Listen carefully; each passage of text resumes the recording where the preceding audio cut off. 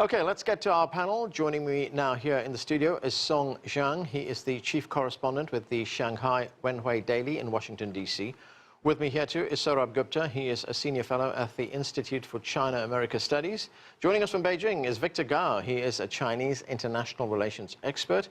And with us here in the studio as well is Saranand Dume. He is a resident fellow at the American Enterprise Institute. Welcome to all of you to the show. Saranand, let me start with you. China has accused India of using the protection of Bhutan as an excuse to stage this incursion into Chinese territory. What is India's position on the standoff? Now, this is viewed very differently in India. Now, broadly speaking, the Indian position kind of comes, it's twofold. The first is that though this is a disputed territory between Bhutan and China, and not between India and China, India has a very close relationship with Bhutan and has been called in by the Bhutanese to assist. That's the first part. The second is that what Indians see as the flashpoint over here is China changing the status quo by building a road in this disputed territory. If there had been no road in this disputed territory, then the Bhutanese would not have called upon India for assistance. If that had not happened, Indian troops wouldn't be there. Now, the reason this is very strategic for India and why this matters so much is that this is a part of the border that is very close to a place called known colloquially as the so-called Chicken's Neck, which is a sort of narrow strip of territory that connects India's northeast to the rest of the country. So the strategic implications of this road being built over there, while negotiations are going on to sort of settle the final status of this, obviously is quite high. So is the Indian concern that China, by building this road, is putting certain facts on the ground which Absolutely. might not be in dispute later? Exactly. It's putting facts on the ground, and it is changing the military situation on the ground. And it is also, in the Indian view, doing this when, in fact, there is an agreement that on issues of the so-called tri-junction, which affect India, China, and Bhutan, the three countries should come to some agreement. Okay, let's go to Victor in Beijing. And Victor, this area where China says there was an incursion is called Doklam. China says its sovereignty over this area dates back to a treaty it signed with Britain in 1890. What are China's main concerns right now? Well, first of all, the Chinese side is very clear about this particular area belonging to China, citing all the way to the 1890 treaty involving China, the then British Indian Empire, and the Kingdom of Sikkim and China's Tibet. And the Indian side originally cited kind of territorial dispute between Sikkim and China, which completely fell apart. Now, the Indian side is using the so-called territorial disputes between the Kingdom of Bhutan and China and using that as an excuse to send its troops into this particular area that China claims to be the Chinese territory. Now, if the Indian side really wants to build up this case of sending its troops to the Chinese side of the border, occupying that for many, many days in a row, then the argument on the Indian side is very, very flimsy. Further, if the Chinese build a road in the Chinese side of the territory and the Indian side will claim being threatened by the road building, then I will say China will keep building more roads to the Chinese side of the border, and the Indian side will need to be frightened again and again. If you look at the international situation, a country has the right to build a road within its own territory. Therefore, I think it is time for India to wake up to the reality and to withdraw its troops. The longer it keeps its troops in this particular area, the more likely that this will trigger a confrontation between China and India at a time when neither China nor India can better serve itself or its own people if a military confrontation breaks out in that particular area. Right, I get your point, Victor, about a country being entitled to build a road or any other thing on its territory, but this, as Saranand pointed out, is territory that's in dispute.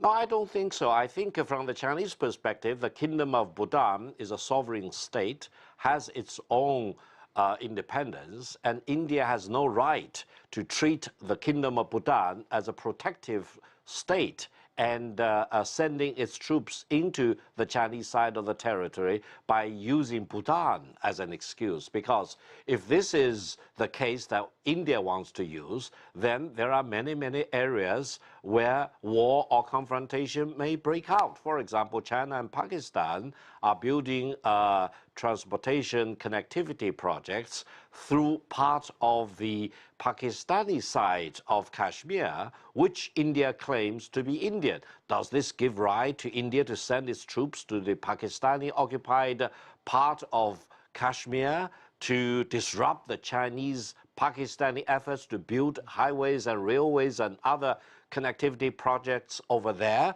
No, it doesn't give India any reason or any right to do that, because otherwise the international law will be completely trampled and there will be no peace or stability throughout the world, and war will become the rule of thumb rather than peace and stability and diplomacy. Saurabh, so we have a standoff right now, growing tensions. China is demanding the immediate withdrawal of these Indian troops. How serious is this? I think this is fairly serious because the bottom line, as Victor said, is Indian troops have no locus standi to be in that part where they are across the border. So China can unilaterally demand that India unilaterally move troops back without any payment. If there is something to be discussed or negotiated, that is between China and Bhutan, and that happens on a separate track. Right. So at this point of time, China-India relations have been on a downward spiral. So China is the aggrieved party out here. It can stay the aggrieved party out here, and it can demand that India move troops back, or the relationship will deteriorate. They will set a floor, of course, but it will deteriorate. And India doesn't have ground to demand a sort of diplomatic payment in exchange, because, as I said, that is between China and Bhutan to manage by way of some sort of boundary management protocol. Song, this is a long-running dispute, this border dispute. China, India, and Bhutan have disputed this area.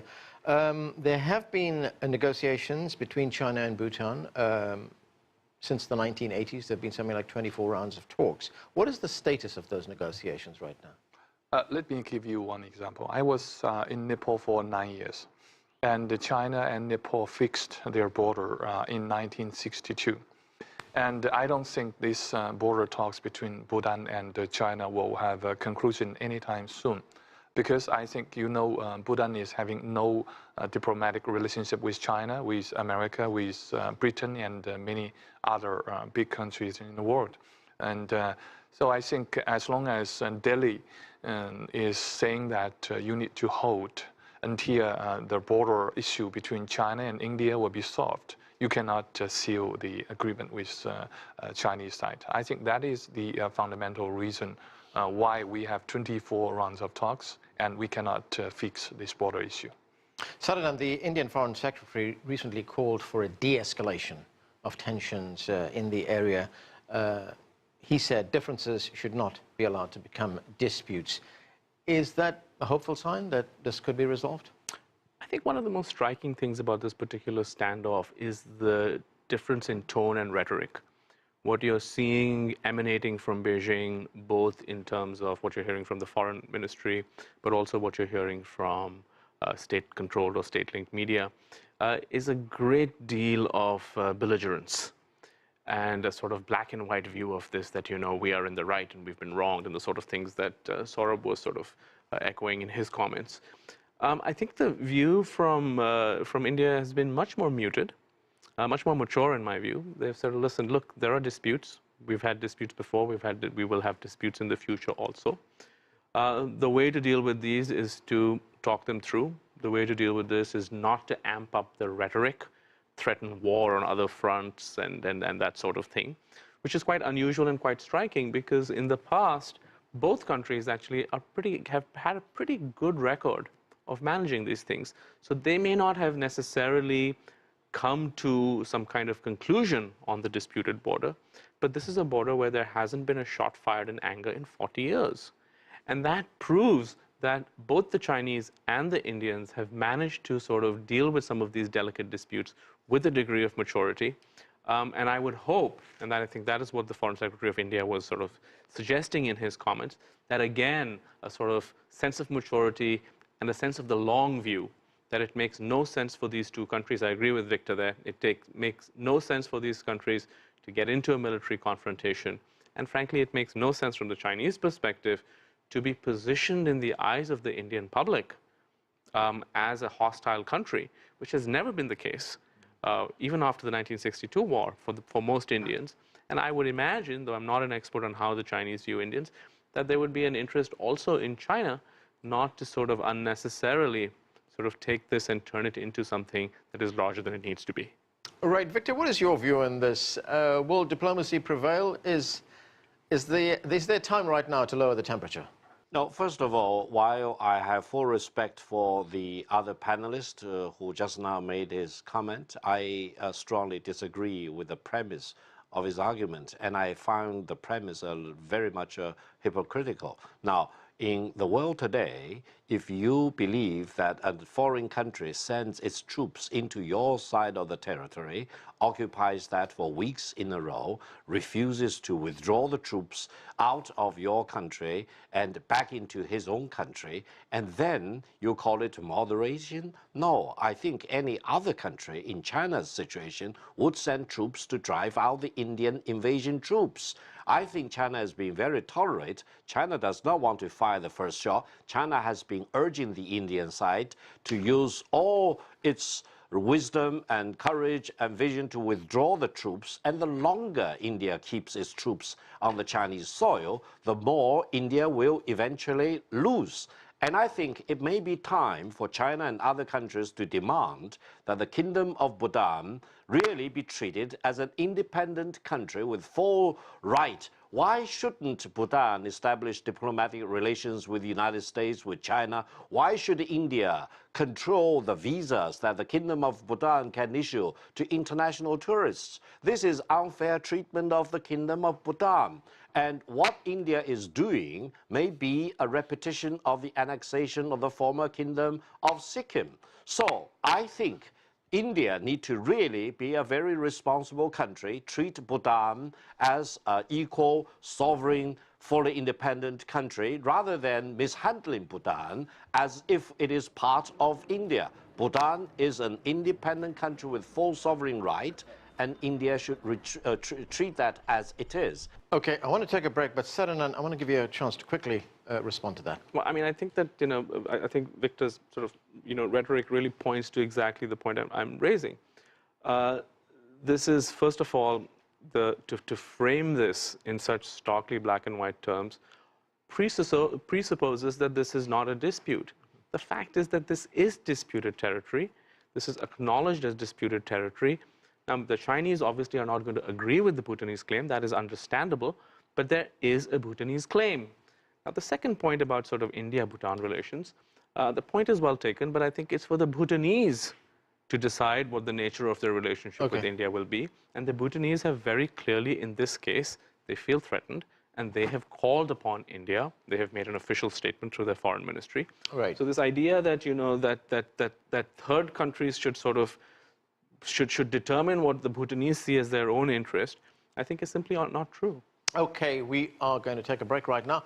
Much more on the border tensions between China and India when we come back. Stay with us. You're watching The Heat.